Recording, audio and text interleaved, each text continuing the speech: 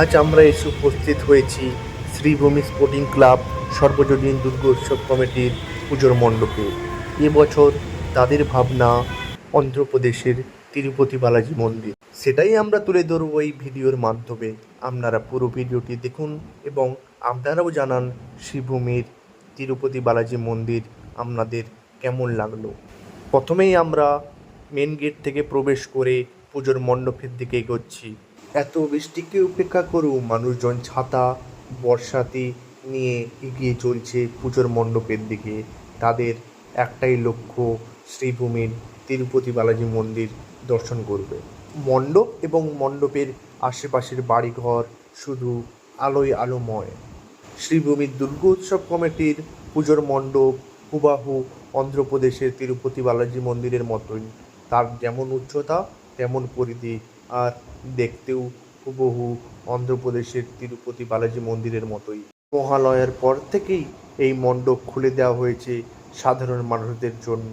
সকলে দর্শন করতে পারবেন এই মণ্ডপ ও প্রতিমা।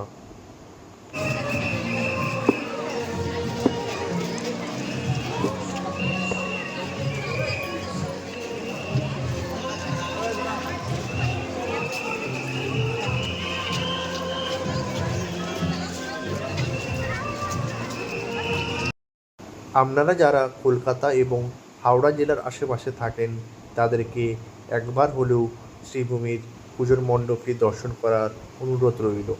শ্রীভূমির এই তিরুপতি বালাজি মন্দির আপনাদেরও মন কাড়বে।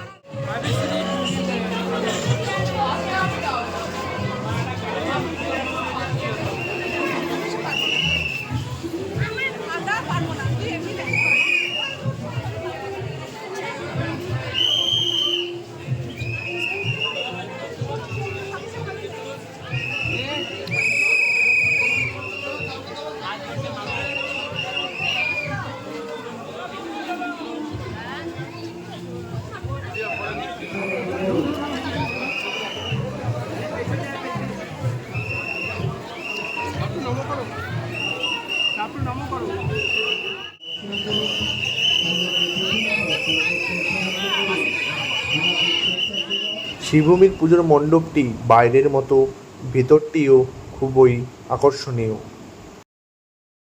আকর্ষণ করুন, অন্যকে প্রতিমা দর্শন করতে সাহায্য করুন। আমাদের স্বেচ্ছাসেবক ও পুলিশ বন্ধুদের সহযোগিতা। প্রতি বছরের ন্যায় মণ্ডপের পাশাপাশি খেলনার দোকান, খাবারের দোকান সবারই নজরে পড়ছে।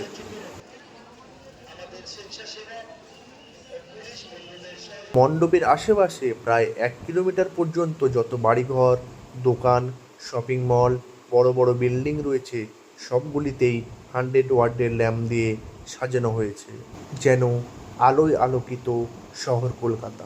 মণ্ডপ এবং মণ্ডপের আশেপাশে কলকাতা পুলিশ, ভারতীয় সেনা জওয়ান এবং বিভিন্ন স্বেচ্ছাসেবী সংস্থা তাদের কঠিন পরিশ্রম দিয়ে মানুষদের সুযোগ করে দিচ্ছে প্রতিমা দর্শন করার জন্য। দৈনিক ডেবরা সংবাদের পক্ষ থেকে সমস্ত দর্শকদের জন্য রইল শুভ শারদীয়ার প্রীতি শুভেচ্ছা এবং অভিনন্দন।